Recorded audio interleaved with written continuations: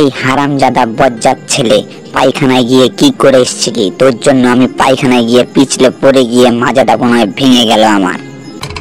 আমার সব বন্ধুরা বিয়ে করে ফেলেছে, আমাকে এখনো বিয়ে দাওনি। সময় মতো বিয়ে দিতে পারো না, আবার বড় বড় কথা বলো। ঢ্যাব না বাপ একটা, হারামজাদা কুলাঙ্গার ছেলে। সারাদিন শুধু বিয়ে আর বিয়ে। বিয়ে করে বউকে খাওয়াবে কি? হ্যাঁ, তুমি বিয়ে করে তোমার বউকে কি খাওয়াইছো? তোমার বউকে যা খাওয়াইছো আমিও আমার বউকে তাই খাওয়াবো। হতচ্ছাড়া বজ্জাত ছেলে, ওটা তোর মা হয় রে মা। সম্মান দিয়ে কথা বল। গার মারা যাক তোমার সম্মানের। যে ঢ্যাবনা বাপ নিজের ছেলেকে ঠিক মতন বিয়ে দিতে পারে না, আবার সেই ঢ্যাবনা বাপ এসে আমাকে সম্মান শেখাতে। তোমার সম্মান তুমিই ভরে রাখো নিয়ে।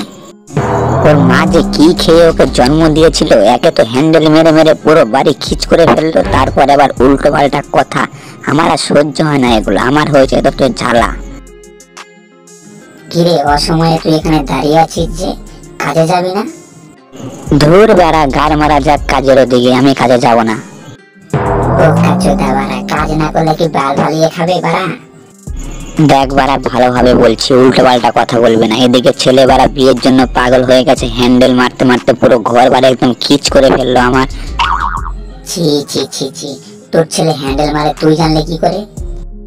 আমরা বোকাচোদা, পায়খানায় হাঁকতে গিয়ে হ্যান্ডেল মেরে রেখে এসেছিল। আমি হাঁকতে গেছি, গিয়ে পা পিছলে পড়ে গিয়ে মাজাটা মনে হয় ভেঙে গেছে, এখনো ব্যথা কমেনি আমার।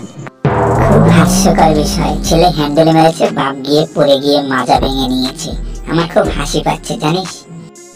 হ্যাঁ হাসো বাড়া হাসো, গাড় ফাটিয়ে হাসো। যেদিন তোমার সাথেও হবে না সেদিন টের পাবে।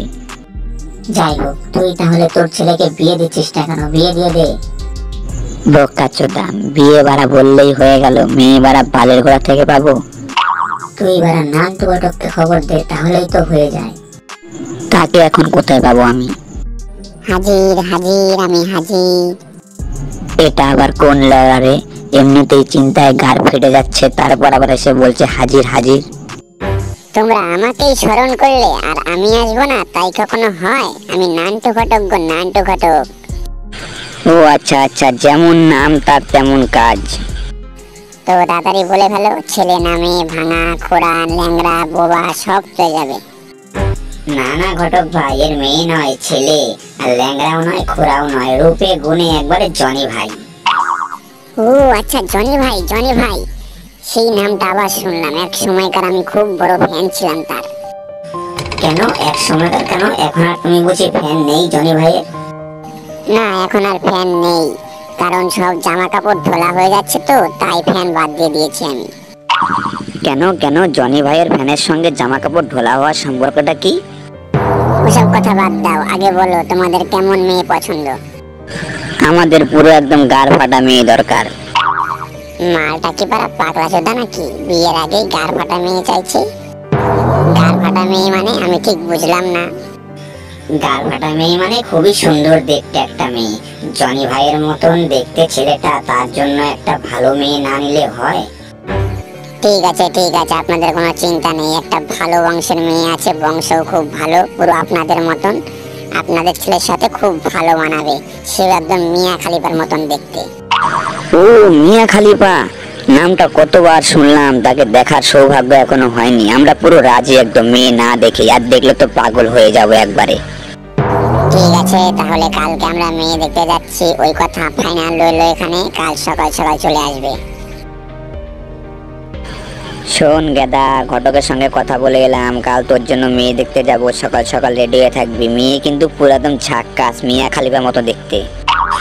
উফ বাবা, তুমি কি বললে যে আমি মিয়া খালিফার সব থেকে বড় ভক্ত। ওর ভিডিও দেখেই তো আমি বিয়ের গাড়িটা তুলেছি, আর তুমি সেই মিয়া খালিফার মতো দেখতে মেয়ে খুঁজেছো? আমি তো একবারে রাজি।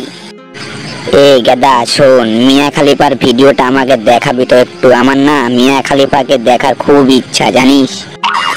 সাদাই কি বলি যে এটা আমার ঢ্যাবনা বাপ, বোঝে না বাল, শুধু করে মাল মাল। শালা কোথা থেকে যে জুটেছে এই বাপ আমার কপালে।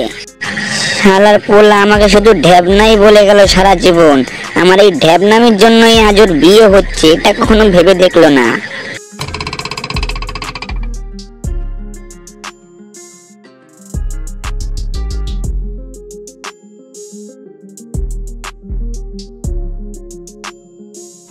বাবা আমি একটু বেরোচ্ছি, আমার ফিরতে একটু লেট হবে।